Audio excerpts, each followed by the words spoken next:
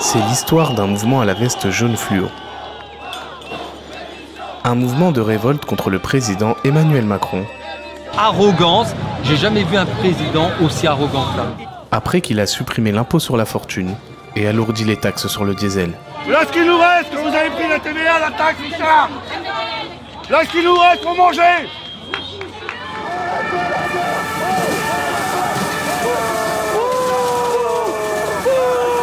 En ce 24 novembre 2018, il manifeste pour la seconde fois sur les Champs-Élysées, symbole de richesse.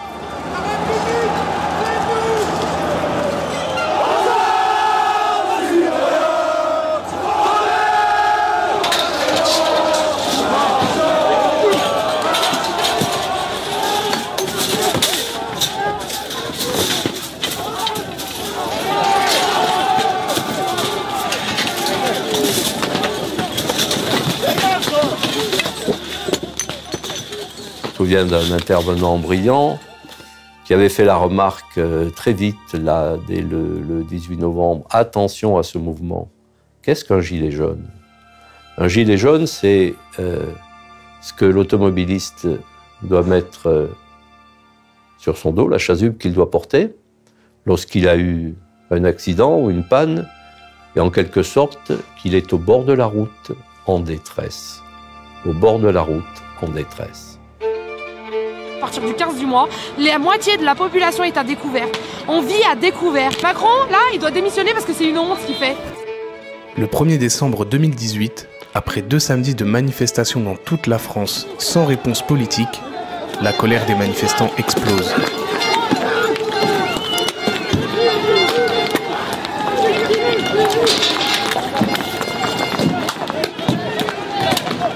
À Paris, l'Arc de Triomphe est pris d'assaut. Et là, tu arrives dans une scène de chaos total, quoi. Et tu t'aperçois que tu peux lier 2 mots qui ne vont pas ensemble ou qui ne devraient plus aller ensemble, c'est-à-dire le mot guerre et Paris, parce qu'on est vraiment dans un schéma de guerre totale sur ce rond-point qui est celui de l'Arc de Triomphe.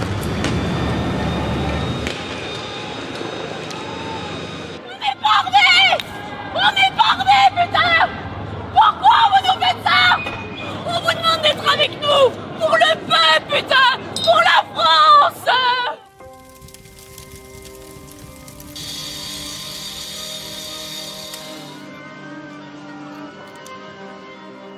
À 2 kilomètres de l'Arc de Triomphe, le ministère de l'Intérieur et surtout le palais présidentiel. Pour la première fois, le pouvoir tremble.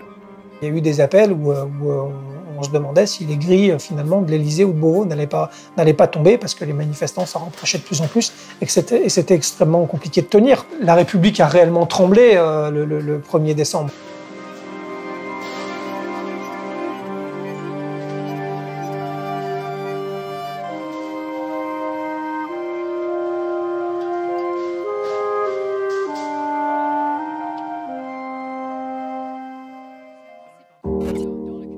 Dans la nuit qui suit les émeutes, Emmanuel Macron prend la parole depuis l'Argentine, où il assistait à un sommet du G20. Enfin, un dernier mot sur le contexte français, et parce que je ne répondrai, conformément à mes habitudes, à aucune question sur ce point. Ce qui s'est passé aujourd'hui à Paris n'a rien à voir avec l'expression pacifique d'une colère légitime. Les coupables de ces violences ne veulent pas de changement, ne veulent aucune amélioration, ils veulent le chaos.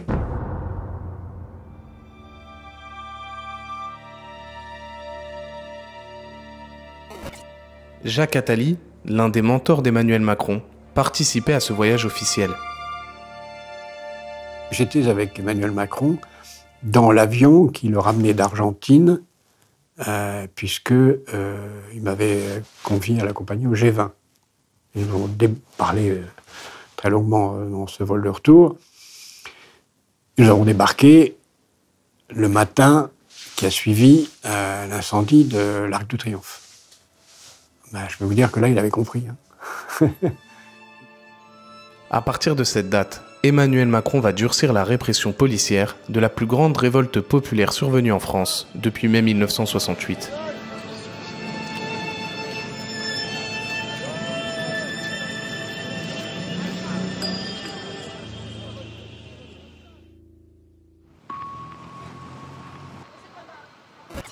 Au lendemain du 1er décembre, Emmanuel Macron et Christophe Castaner se rendent sur les Champs-Élysées pour constater l'ampleur des dégâts.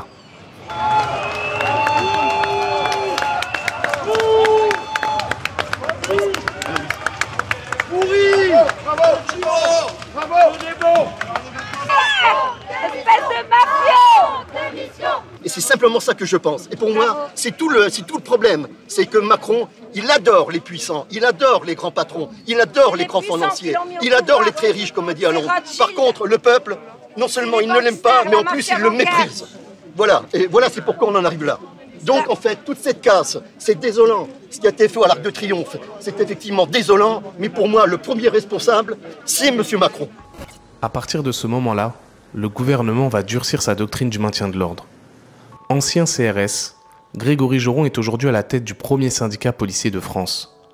Il a participé à plusieurs réunions de crise au ministère de l'Intérieur.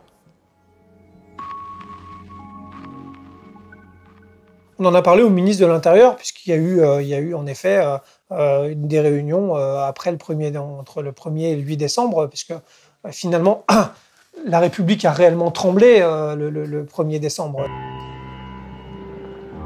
Traumatisé par le saccage de l'Arc de Triomphe, l'exécutif va mobiliser près de 120 000 gendarmes et policiers pour le samedi suivant. On rappelait tout le monde. C'est-à-dire qu'on mettait finalement en maintien de l'ordre, j'ai des souvenirs très frais en tête, dans des villes de province comme à Lorient, où on sortait tous les collègues du commissariat, c'est-à-dire même ceux qui n'avaient pas fait de maintien de l'ordre, ou qui n'avaient même jamais fait de maintien de l'ordre, ou qui n'étaient même plus sur la voie publique depuis 15 ans, on leur mettait un casque émo, un bouclier, et on leur disait « tu vas faire du maintien de l'ordre aujourd'hui ». Donc en fait, on a mis tout le monde par terre pour essayer de gérer ces mouvements qui avaient lieu sur tout le territoire. C'était extrêmement compliqué. Et du coup, qu'est-ce qui a changé entre le 1er et le 8 décembre? Ce qui a changé, c'est le fait de ne pas subir et de ne pas attendre le choc et de le provoquer.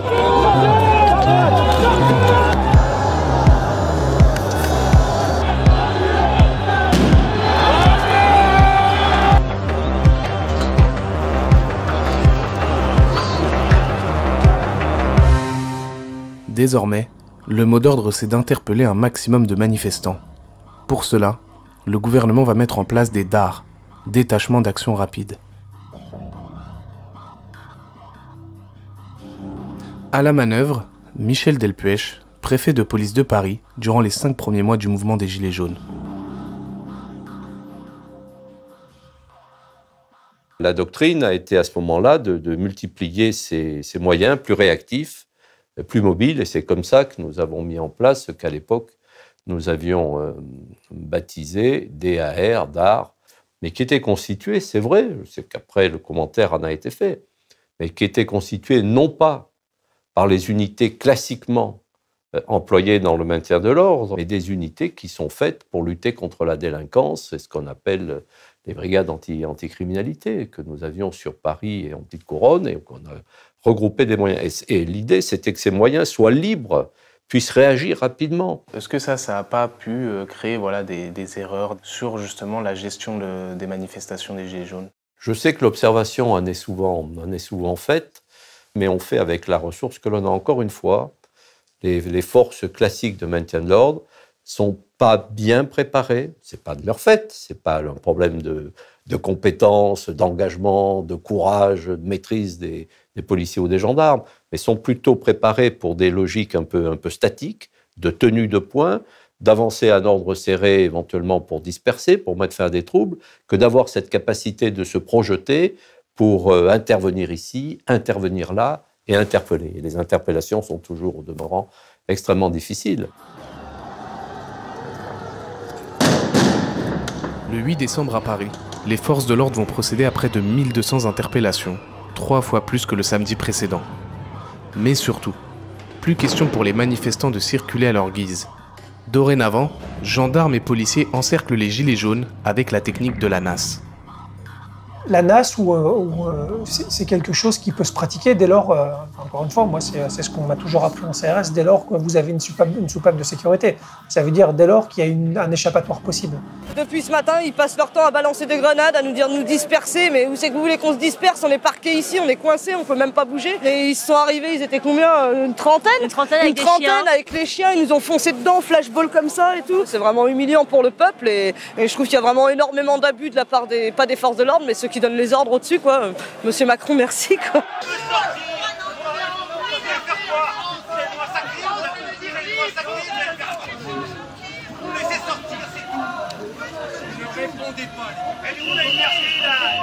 Éric Mirguet est membre de l'ACAT, l'Association des chrétiens pour l'abolition de la torture. Il a étudié l'utilisation des NAS durant le mouvement des Gilets jaunes. C'est totalement en dehors de ce pourquoi ce type de technique avait été pensé. C'est-à-dire qu'il n'y a pas d'éléments identifiés parmi les gens. On souhaite simplement empêcher les personnes de se déplacer. Il n'y a aucune communication. Les gens ne sont pas informés de ce qui se passe. On voit les gens qui demandent, les policiers ne répondent pas. Donc clairement, ça va être générateur de tensions et de problèmes assez rapidement. Grégory Joron reconnaît que les NAS n'ont pas toujours été bien utilisées lors des manifestations des Gilets jaunes. Elles sont pas bonnes quand elles sont appliquées de manière rigide, où finalement on laisse les gens au même endroit, sans pouvoir leur permettre de partir s'ils ont envie de partir, et sans leur donner de réponse quand ils posent des questions pour savoir comment ils sont, pourquoi ils sont nassés. Et ça fait une cocotte minute, et en général ça nous pète à la figure.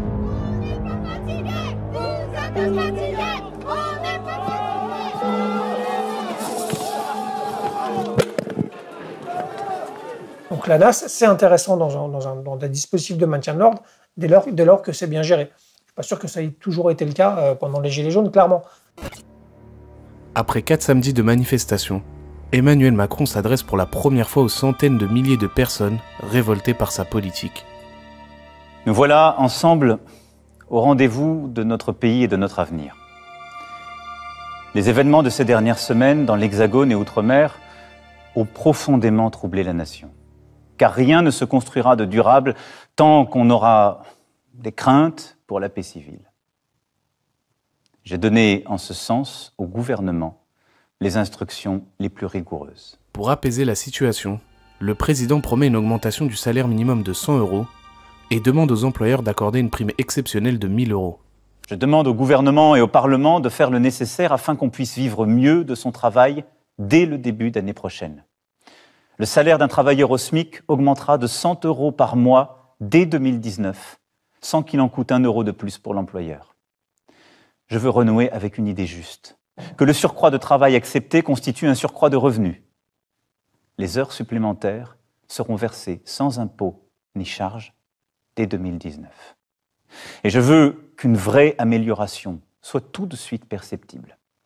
C'est pourquoi je demanderai à tous les employeurs qui le peuvent de verser une prime de fin d'année à leurs employés. Contrairement à ce que laisse entendre Emmanuel Macron, le montant du SMIC mensuel net ne sera pas revalorisé de 100 € au 1er janvier 2019. Le président s'est bien gardé de rappeler que cette hausse de 100 € était prévue bien avant le mouvement des Gilets jaunes, sous forme de prime d'activité et étalée sur plusieurs mois. L'Élysée a en fait décidé d'accélérer le calendrier et de verser cette prime d'un seul coup. Une pirouette, vite comprise par les Gilets jaunes, qui vont continuer à se mobiliser les samedis suivants.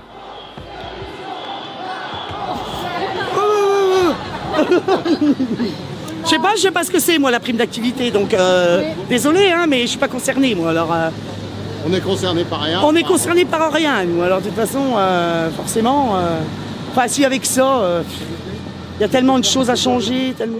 La première réponse, elle n'a pas été à la hauteur, et derrière, ça s'est arrêté là, et finalement, on n'a eu qu'une réponse policière. Donc on a mis les policiers face à cette expression de colère, et donc du coup, nous, mes collègues sur le terrain en tenue, ont finalement été le réceptacle de cette colère-là, et la cible finalement, puisqu'ils représentaient l'autorité de l'État.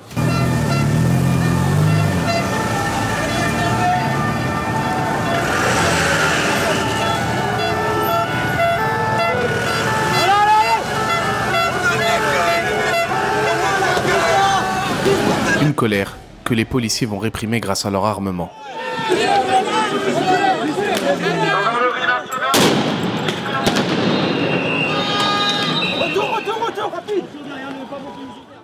Depuis 2016, la police française est dotée du lanceur de balles de défense 40 du fabricant suisse Brugger et Thomet. Une arme intermédiaire capable de projeter une balle en caoutchouc avec une puissance 2 fois supérieure à une balle de tennis lancée à 200 km/h. Sur la question du LBD, du maintien de l'ordre. Et moi-même, comme d'ailleurs mon prédécesseur, j'avais clairement dit que ce n'était pas fait pour le maintien de l'ordre, le LBD. C'est clairement, on n'en a pas besoin pour encadrer une manifestation classique, pacifique, qui peut ici ou là donner lieu peut-être à de petits débordements. Mais là, on n'avait pas affaire à ça. On avait des comportements violents ressemblant davantage à ce que sont des violences urbaines, et notamment la violence contre les forces de l'ordre elles-mêmes. Et là, on a absolument besoin d'armes intermédiaires. Autre arme dangereuse, la GLIF-4. Une grenade lacrymogène qui contient 26 grammes de TNT. En un an, sur les 2500 gilets jaunes blessés, près de 350 le seront gravement par ces armes, que la réglementation internationale considère comme des armes de guerre. Une trentaine de manifestants se retrouveront éborgnés, 6 auront la main arrachée.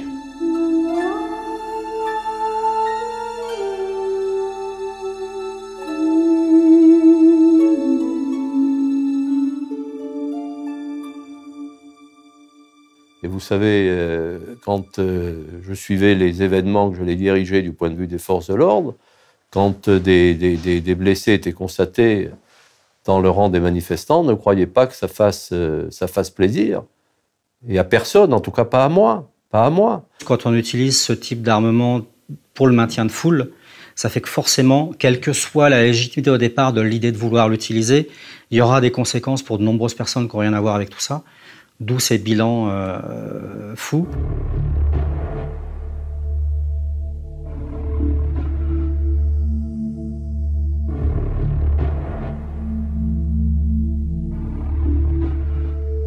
Parmi les blessés graves, Jérôme Rodriguez.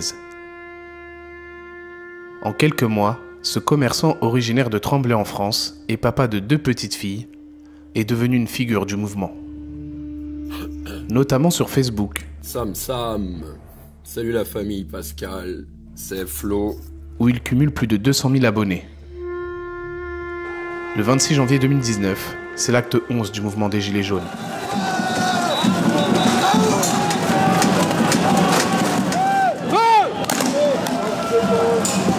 Ce jour-là, quelques centaines de manifestants arrivent place de la Bastille.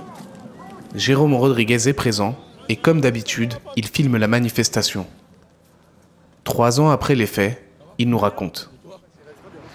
Donc tu vois, on arrive de la rue là. Donc dans un premier temps, il y a un cordon de CRS qui nous empêche d'accéder à la place parce qu'il y a ce qu'on appelle un phénomène de violence actif sur la place. Une fois qu'ils rouvrent le cordon, moi je rentre sur la place, tout est calme. Donc j'arrive de la rue comme ça, je fais un petit peu le tour. J'arrive sur le rond-point un petit peu à cet endroit-là. Je rencontre des amis du rond-point de Senlis, du 60, que je salue et que je prends plaisir à rencontrer. Et ça commence un peu à bouger. Et là, tu as une première escouade de flics que je me souviens qui commence à courir par là. De mémoire, ça doit être des bacs, parce que je ne les vois pas vêtus en bleu. Et je vois une deuxième escouade de flics. Donc moi, j'ai mon téléphone et mon sandwich. Et si tu veux, j'ai un mouvement de recul pour les laisser bosser, les mecs. Et puis bah, là, en espace d'une seconde, je vois un éclair sur la gauche et je sens quelque chose qui me tape. Je vacille et je tombe quelques mètres plus loin, à hauteur de la colonne. Lycée, stop, stop. Il y a un blessé.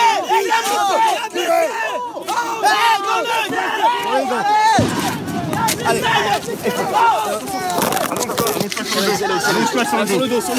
sur le dos. Oh putain, les filles. La première phrase que j'entends, c'est ils lui ont éclaté l'œil, quoi. Quelqu'un voulait coucher. En plein œil. Ils ont crevé un œil. Bah tu sais que comme c'est diffus, mis à part le fait que je prends un tampon et que je m'écroule au sol et que c'est le bordel et que je suis beaucoup plus stressé d'avoir appris qu'on m'a crevé un œil mais qu'on vienne pas me sauver, j'ai pas plus d'image que ça, quoi. Que d'être super... J'ai super froid, hein, parce que le sol est mouillé et gelé, on est quand même au mois de janvier. Et puis je suis pas bien parce qu'on vient pas m'aider, quoi.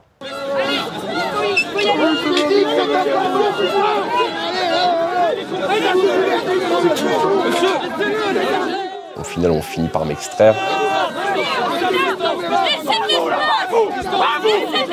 Et je rentre dans le camion. Mais je sais pas encore vraiment ce que j'ai physiquement, quoi. «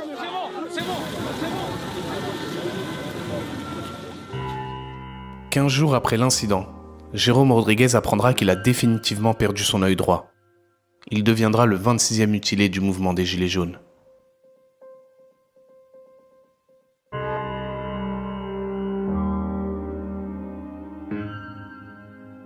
En mars 2019, la France est rappelée à l'ordre par les Nations Unies. À Genève, la haut-commissaire aux droits de l'homme dénonce devant l'ambassadeur français les violences policières lors des manifestations des Gilets jaunes.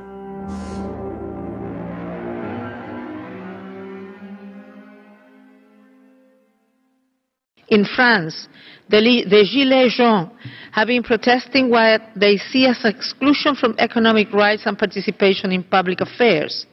We encourage the government to continue dialogue, including follow-up to the national discussions which are currently underway, and urge full investigation of all reported cases of excessive use of force. Quelques jours après cette remontrance des Nations Unies, toujours faute de réponse politique à leur révolte, des dizaines de milliers de gilets jaunes se retrouvent de nouveau sur les Champs-Élysées. Nous n'avons pas été entendus jusqu'à présent et qu'il y a trop de choses qui sont inacceptables, injustes, insupportables, insoutenables. Je n'accepte pas la violence d'où qu'elle vienne, quelle qu'elle soit.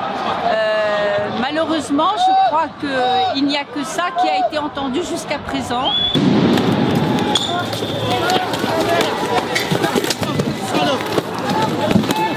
Regarde le mec qui caillasse en face. Miguel, je sais pas ton mec qui caillasse. Bah je sais, mais je le vois pas, il y a trop de monde, je peux pas tirer là.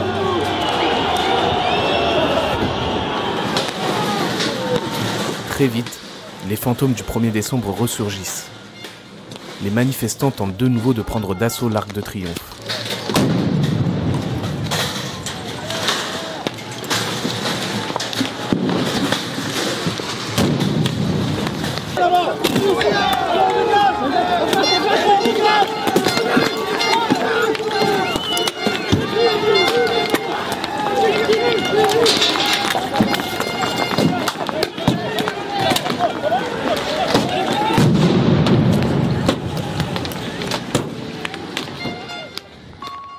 Pendant ce temps-là, Emmanuel Macron se ressource dans les Pyrénées. À Paris, une image forte va marquer la manifestation. Le Fouquet's, prestigieux restaurant des Champs-Élysées où Nicolas Sarkozy avait fêté sa victoire en 2007, est incendié par des manifestants. Suite à ce 18e samedi de manifestation, le chef de l'État est obligé d'interrompre son week-end de ski pour rentrer à Paris.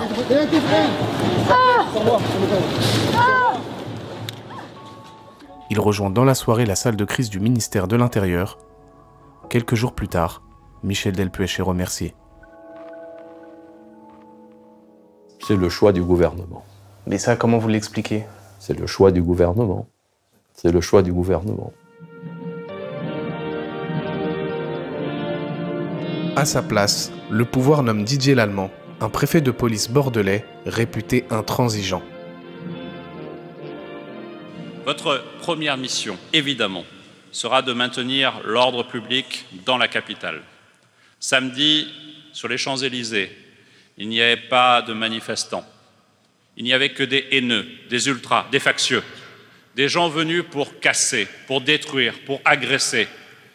Car on ne peut pas se prétendre simple spectateur de ceux qui défigurent Paris, de ceux qui balafrent la France. Ancien agent des renseignements généraux et longtemps patron d'un syndicat de police, Alexandre Langlois était en poste quand Didier Lallement a été nommé à Paris. Juste avant qu'il ait sa promotion, il gérait Bordeaux. Bordeaux qui n'était pas exceptionnel, mais surtout il y a un épisode qui a été médiatisé, c'est l'affaire Olivier Béziade. ce pompier volontaire qui s'est fait tirer dans le dos par une équipe de police. 2 tirs de LBD, un tir en cloche de grenade et laissé dans une mare de sang.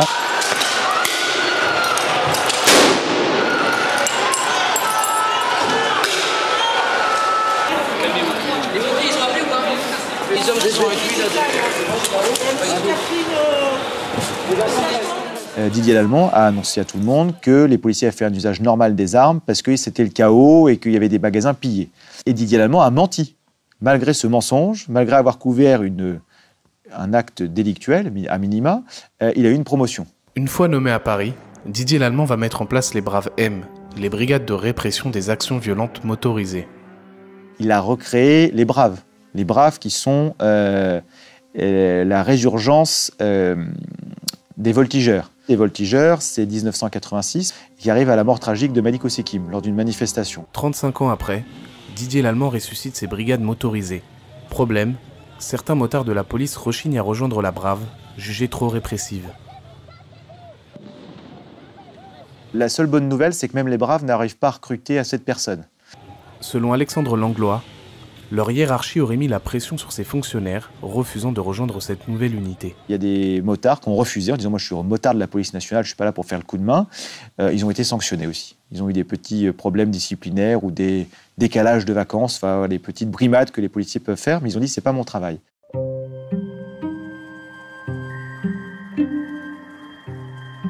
Samedi 16 novembre 2019, quelques heures après une nouvelle mobilisation des Gilets jaunes, le nouveau préfet de police de Paris, Didier Lallemand, se rend place d'Italie. Il y est interpellé par une gilet jaune. Parce que c'est une petite... Oui, je suis gilet jaune, mais pas ce gilet jaune-là. Eh bien, nous ne sommes pas dans le même camp, madame. La République, elle appartient à tous ses enfants appartiennent à la République. Et il ne doit pas y avoir de camp. Il faut fédérer, il faut rapprocher. Tout ce qui divise, tout ce qui oppose, surtout dans les temps que nous traversons, est négatif. Il faut éviter d'opposer inutilement les uns et les autres. La situation est déjà suffisamment compliquée pour ne pas en rajouter.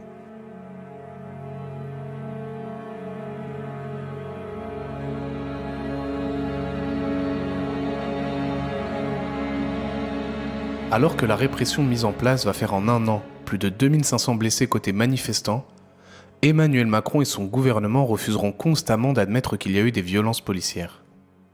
Ne parlez pas de répression ou de violence policière, ces mots sont inacceptables dans un état de droit. Et donc, partout où en effet il y a de la violence, j'assume totalement que les forces de l'ordre soient en situation, d'une part, de se protéger, d'autre part, de maintenir l'ordre public. Donc vous me parlez de répression, je vous dis c'est faux. C'est un déni en fait. Pour nous, c'est des violations des droits de l'homme, c'est la responsabilité de l'État et c'est extrêmement grave. Puisque l'État s'est engagé de respecter les droits de ses citoyens, de protéger ses citoyens. Et donc, qu'on les appelle violences policières, qu'on les appelle comme la justice, violence par une personne dépositaire de l'autorité de l'État, ou comme nous, des violations des droits de l'homme, c'est des actes qui ne doivent pas arriver. Et lorsqu'ils se produisent, ils doivent être réprimés. Sur 456 plaintes pour des cas de violences policières contre des gilets jaunes, seulement 19 ont fait l'objet de poursuites de la part de l'inspection générale de la police. Et quand on propose au président de la République de faire un geste d'apaisement, il ne donne pas suite.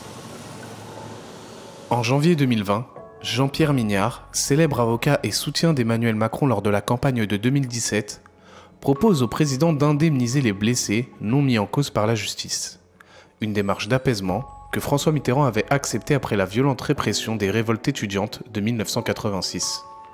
Ce qui avait été fait par François Mitterrand et Michel Rocard, quand ils sont revenus au pouvoir, enfin François Mitterrand n'avait jamais quitté le pouvoir, mais lorsque le gouvernement Rocard est arrivé au pouvoir, en accord avec le président, ça a été de dire on ne va pas attendre les multiples procédures d'aboutir, quand il y avait eu des étudiants blessés, on va prendre l'initiative d'indemniser sans attendre. Ça a été excellent, parce que c'était remédier un peu à des infirmités que des jeunes gens allaient porter toute leur vie. Je trouvais que c'était une bonne mesure. Je pensais qu'on pouvait faire la même chose. Cette violence, elle n'était pas uniquement imputable aux fonctionnaires de police, hein, dont certains, beaucoup, ont été blessés. Mais malheureusement, c'est sans commune mesure avec les blessures, les dommages subis par beaucoup de manifestants qui, pour beaucoup, manifestaient à Paris pour la première fois. Il n'y avait pas de leader, il n'y avait pas d'encadrement, etc. On ne recherchait pas la responsabilité des policiers en particulier. Mais l'État reconnaissait sa faute dans la gestion de l'ordre public et indemnisait. Ce n'était quand même pas demander le diable, hein, comme on dit dans les campagnes. Et ça, vous l'avez proposé personnellement à Emmanuel Macron? Oui, bien sûr. Et que vous a-t-il dit? Et que c'était une bonne idée, que je verrais ça avec son directeur de cabinet. J'ai eu une fois un lien, et puis même je vais être chez moi, en Bourgogne, et puis par Zoom, et puis il n'y a eu rien depuis. Je veux dire, quand on est président de la République, on doit s'élever, quoi. On doit prendre des gestes. Sa fonction était de rendre la société française moins clivée, moins agressive, moins violente, moins heurtée. Voilà. Et à la fin, il sera jugé aussi à ce bilan-là. Et malheureusement, à la date de ce jour, ça peut peut-être changer, hein, mais à la date de ce jour, je ne trouve pas que la société française soit aujourd'hui moins clivée qu'elle ne l'était en 2017. Pas du tout. Faute d'une décision présidentielle, Jérôme Rodriguez a dû se battre en justice. Suite à la mise en examen du policier auteur du tir, il a fini par obtenir de la Commission d'indemnisation des victimes d'infractions une indemnité de 30 000 €. De l'argent qui lui a permis de payer essentiellement ses frais d'avocat et de subvenir aux besoins de ses 2 petites filles. Mais que représente cette somme quand on a perdu son œil à vie?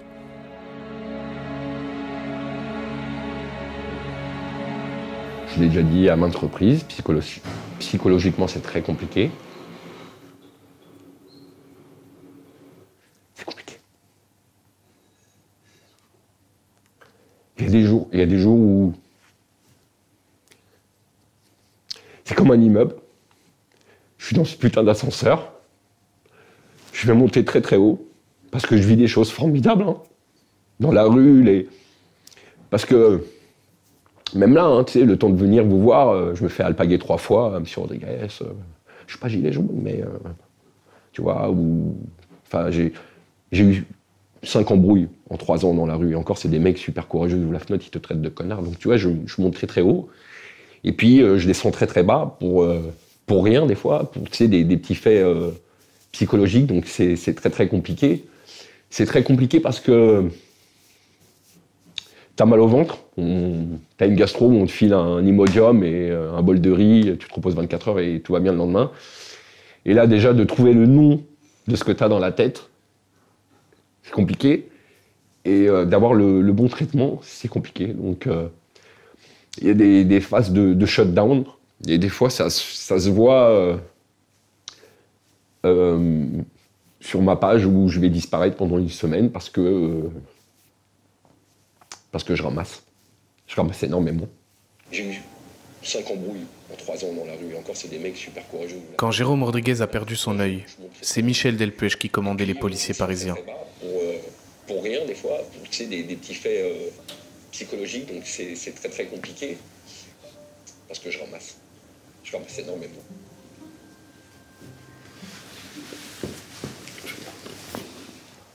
Ça, quand vous voyez ça, quelle est votre réaction? Encore une fois, moi, j'ai vu ces images-là avec une forme de gravité, parce que nul ne peut être d'abord indifférent à cette situation que personne n'a souhaité,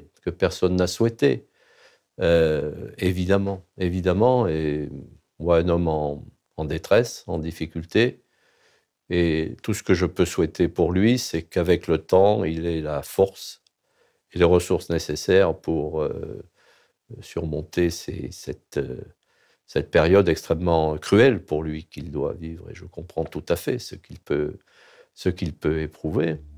Reste désormais à la justice de décider si le policier auteur du tir est coupable ou non.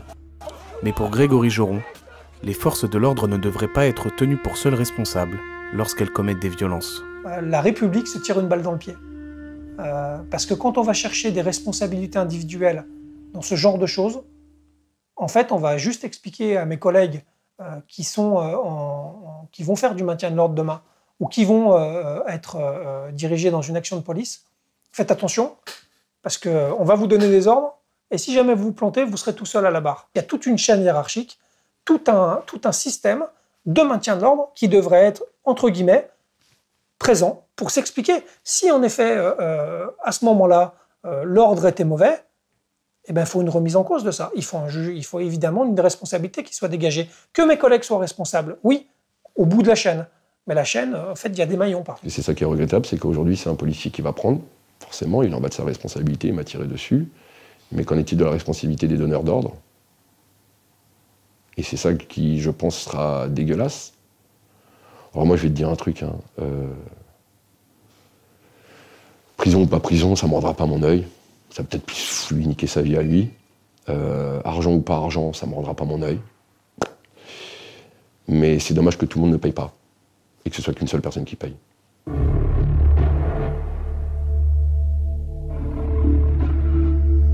Après plusieurs demandes par mail, nous appelons l'Élysée pour tenter de recueillir le sentiment du président de la République sur le bilan des blessés durant le mouvement des Gilets jaunes.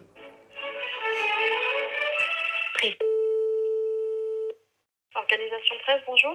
Oui, bonjour, Yanis Mamdi, je suis journaliste pour Off Investigation. Je vous ai envoyé une demande d'interview par mail concernant la doctrine du maintien de l'ordre durant le mouvement des Gilets jaunes. On voulait interroger le président là-dessus. Je vais la relancer. D'accord. Est-ce que vous pouvez juste, excusez-moi, est-ce que vous pouvez juste préciser que c'est important qu'il nous réponde, puisque durant le mouvement des Gilets jaunes, la doctrine du maintien de l'ordre a fait plus de 2500 blessés côté manifestants, dont 30 éborgnés et 5 mains arrachées. On voulait donc savoir s'il avait des regrets. Quel est votre délai Là, d'ici la semaine prochaine. Ok. Écoutez, je relance et quelqu'un devrait revenir vers vous. Voilà. Très bien, je vous remercie. Voilà. Je vous en prie, au revoir. Au revoir. Nous n'aurons jamais de retour. Tout au long de cette révolte, Emmanuel Macron aura donc constamment entretenu un déni.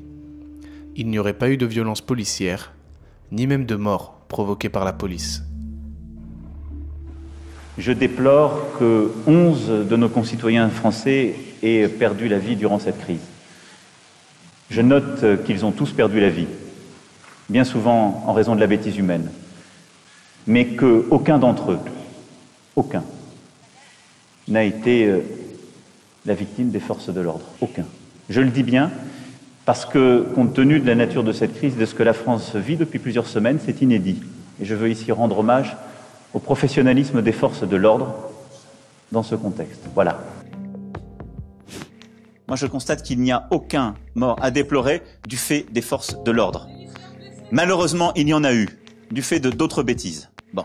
Mais, non, Pourtant, il y a bel et bien une personne qui a été tuée suite à un tir policier lors du mouvement des Gilets jaunes. Son nom, Zineb Redouane.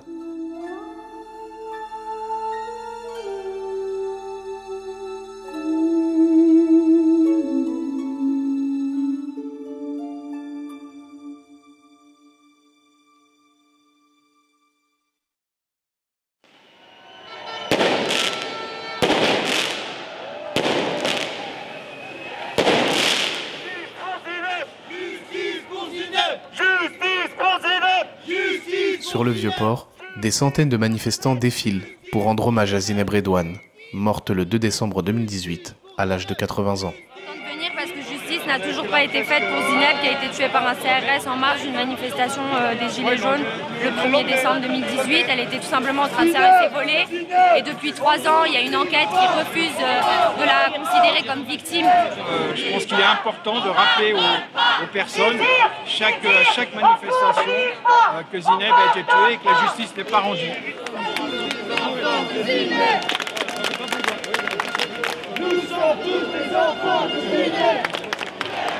En début de soirée, quelques manifestants exprimeront leur colère face aux forces de l'ordre.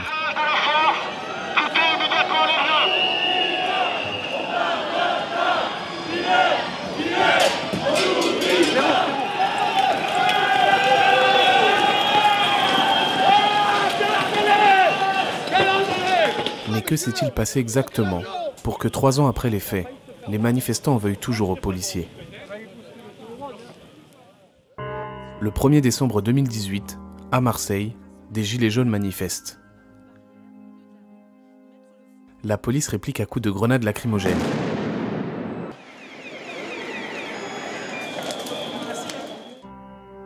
Au 4e étage de son immeuble, Zineb Redouane, 80 ans, est gênée par les gaz.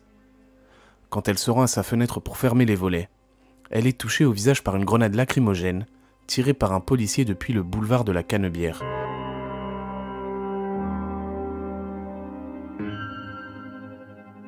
Membre d'une association qui milite pour le désarmement de la police, Yann est un proche de la fille de la victime.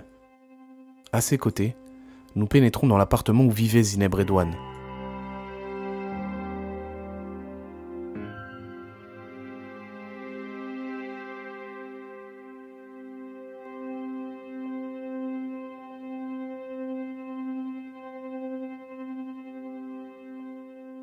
En fait, au moment où elle se fait tirer dessus, elle n'a pas encore commencé à fermer les volets, a priori. Elle regarde par la fenêtre, et en fait, elle voit le tireur qui est sur la voie de tram, juste en face d'elle. Et c'est là, en fait, elle est au téléphone avec sa fille, et donc elle le voit et il tire. Au moment du tir, la fille de Zineb Redouane est encore au téléphone avec sa mère. Elle nous raconte. 1, 2, 3. 1, 2, 3. Je suis restée en ligne. Et en une minute comme ça, elle est allée vers la fenêtre. Elle a tendu la main pour fermer la fenêtre et elle a croisé le regard. C'est ce qu'elle m'a raconté. Elle a croisé le regard d'un CRS, d'un policier qui était sur le trottoir en face de chez elle. Il a fixé son arme envers elle. Elle l'a vu, elle l'a bien vu. Mais elle ne s'attendait pas qu'il allait tirer. Voilà. Et c'était en quelques secondes, j'entends les cris, ces cris. Elle criait 6 ou 7 cris comme ça, intenses. Et moi, je me demandais qu'est-ce qui s'est passé, maman, qu'est-ce qui s'est passé. Le téléphone est tombé par terre. Pendant un moment, après, j'ai su qu'elle était en train d'éteindre les étincelles avec ses pieds. Et elle a ramassé le portable, elle m'a dit, il m'a visé. Et donc elle prend la grenade ici sur le torse, elle lui rebondit dans le visage, et les palets lacrymogènes, ils tombent ici dans la pièce. Il y en a au moins 3 qui tombent ici et qui brûlent en fait ici. Et donc à ce moment-là, elle est blessée au visage, elle saigne, et elle commence par écraser, à essayer d'écraser. Mais tu peux pas écraser des palets lacrymogènes, ça marche pas. Donc elle a essayé, et après elle est partie dans l'escalier pour se réfugier. Alors que Zineb Redouane vient de s'écrouler au sol, un policier se présente à elle. Il y a un policier qui fait pression, en fait, qui est assez menaçant pour obtenir l'accès à l'appartement. Et donc c'est dans ce moment de tension, en fait, où Zineb va refuser dans un premier temps, puis elle va laisser ses clés, et le policier va accéder à l'appartement, suivi d'un pompier. Et en fait, spontanément, dans l'appartement, ils vont modifier la scène. C'est-à-dire qu'ils vont en fait emporter la grenade, qui est la pièce à conviction. Et dans le dossier, c'est écrit dans un premier temps qu'elle a été placée à la poubelle. Et en fait, la grenade lacrymogène, elle va être retrouvée dans la portière du camion de pompiers 3 jours plus tard. Donc au moment où l'enquête a commencé, et suite à la mort, au décès de Zineb Redouane, qui est du coup décédée à 22 h le soir, le 2 décembre, à l'hôpital de la Conception. C'est une grenade de type MP7 qui a touché Zineb Redouane. Le premier impact est sur son torse. Et a priori rebondit du torse, puisque c'est dans cette inclinaison-là. Ça rebondit sur son torse et ça la tape en plein visage. Et en fait, ça va lui briser les os du visage. Pourtant, pendant des mois, les autorités vont nier toute responsabilité. Le 3 décembre 2018, une autopsie pratiquée à Marseille se contentera d'évoquer un décès des suites d'un choc opératoire provoqué par les antécédents médicaux de Zineb Redouane. Suite à son décès, le tribunal de Marseille ouvre néanmoins une information judiciaire. Parallèlement, l'IGPN, la police des polices, enquête également sur ce qu'il s'est passé. Elle se procure les images de la caméra de vidéosurveillance située sur le boulevard de la Canebière. Très vite, l'enquête établit que le tireur appartient à une compagnie de CRS de Saint-Étienne. Le voici au moment du tir. Le 6 décembre 2018, l'IGPN de Marseille transfère ces images de vidéosurveillance au capitaine de la compagnie de CRS pour qu'il identifie l'auteur présumé du tir. Dans son procès-verbal, voici sa réponse. Après avoir consulté l'ensemble de la chaîne hiérarchique et les personnels concernés, je suis dans l'impossibilité d'identifier ce fonctionnaire compte tenu de la qualité et de l'éloignement des clichés. Invité par ailleurs à remettre les lance-grenades de sa compagnie afin de pouvoir déterminer l'arme qui a tiré et son utilisateur, le capitaine de CRS s'y oppose afin, dit-il, de ne pas obérer la capacité opérationnelle de l'unité lors de cette période de mouvements revendicatifs intenses. Quelques mois plus tard, le ministre de l'Intérieur disculpe la police de la mort de Zineb Redouane. Au micro de France Inter, Christophe Castaner développe ce qui va devenir la thèse officielle. Je ne voudrais pas qu'on laisse penser que les forces de l'ordre ont tué Zineb Redouane, parce que c'est faux. Elle est morte d'un choc opératoire. Après, effectivement, sur son balcon, elle ne manifestait pas avoir, semble-t-il, reçu une bombe lacrymogène qui avait été envoyée et qui est arrivée sur son balcon. C'est un drame. Et vraiment, je pense à elle, je pense à sa famille. 3 mois après cette interview, Christophe Castaner décore de la médaille de la sécurité intérieure le capitaine de l'unité de CRS, dont un des membres avait tiré sur Zineb Redouane. Mais en juillet 2019, nouveau rebondissement. Une contre-autopsie algérienne, révélée par le média, impute directement la mort de Zineb Redouane au tir du policier. L'importance de ce traumatisme est directement responsable de la mort par aggravation de l'état antérieur de la défunte, malgré les soins intensifs prodigués en urgence. En novembre 2020, le média Disclose publie les résultats d'une enquête indépendante. Une agence d'expertise, qui enquête sur les violences policières grâce à une modélisation en 3D des événements, démontre que le tir à l'origine du drame était totalement illégal.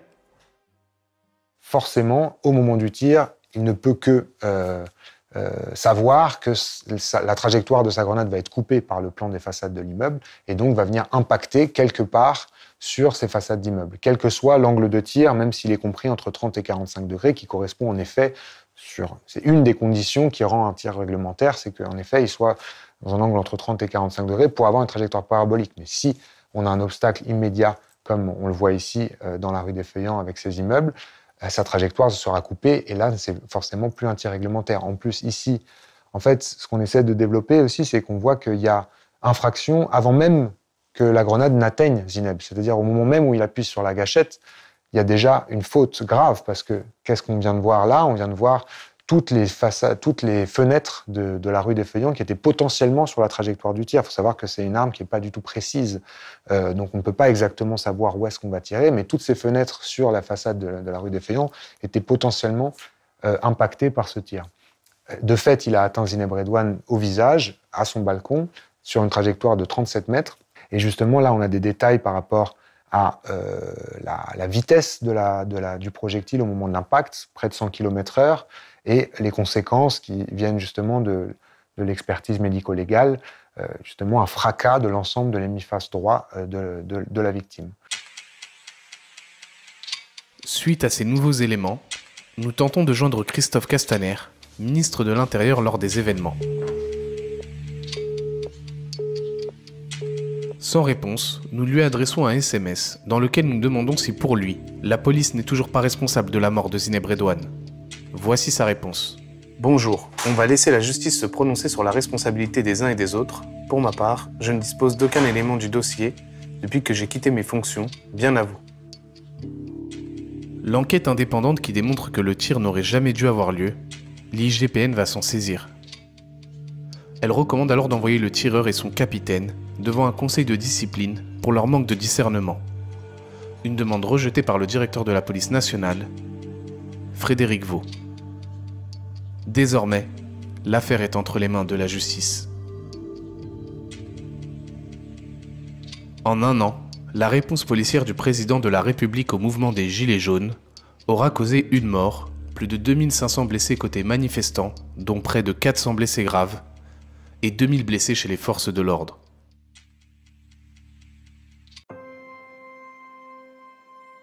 À l'époque député de La République En Marche, aujourd'hui soutien des écologistes. Aurélien Taché estime qu'Emmanuel Macron n'avait pas à l'époque pris la mesure de la crise. Qu'est-ce que vous en avez pensé du maintien de l'ordre sous Emmanuel Macron? Je pense que c'est peut-être la plus grande faute de son mandat. Je pense vraiment que là, pour le coup, il a abîmé le lien qu'il avait avec les Français. Il a laissé les Français s'abîmer entre eux. Il y a eu aussi une violence de l'État à travers sa police Encore une fois, c'est pas les policiers que je mets en cause, hein, c'est bien la manière dont le pouvoir politique a utilisé la police, des hommes et des femmes qui souvent viennent du peuple même, pour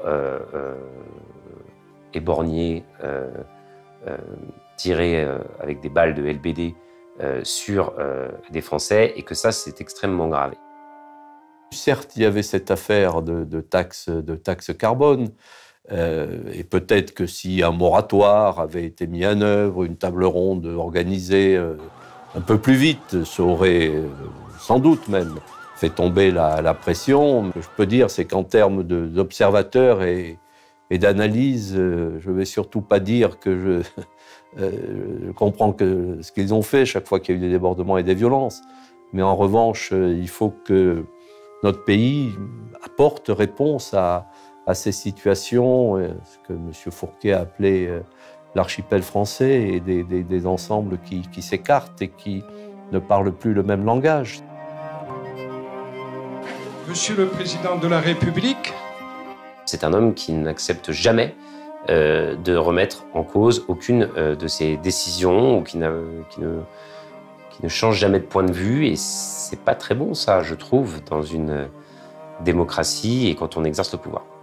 Ça reste un échec, quoi qu'on en dise, quand vous avez des gens qui ont des mains arrachées sur un maintien de l'ordre, des gens qui sont éborgnés, des policiers qui sont brûlés, c'est jamais satisfaisant. Je veux dire, pour une démocratie, je le répète, parce que pour une démocratie comme la nôtre et une république comme la nôtre, on ne peut pas s'en satisfaire, évidemment que non.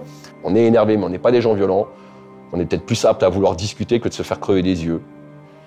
À un moment donné, il faut juste comprendre que des gens te demandent à toi de montrer l'exemple, d'être irréprochable, responsable de tes actes. Et eux-mêmes ne le sont pas. Elle est où la justice? Si à un moment donné il y avait justice, qu'elle soit bien donnée, peut-être que ça en calmerait pas mal, et qu'on aurait peut-être moins de problèmes aussi. Tu regrettes aujourd'hui d'avoir participé à tout ça ou pas? T'as pas le temps pour le regret. T'as pas le temps.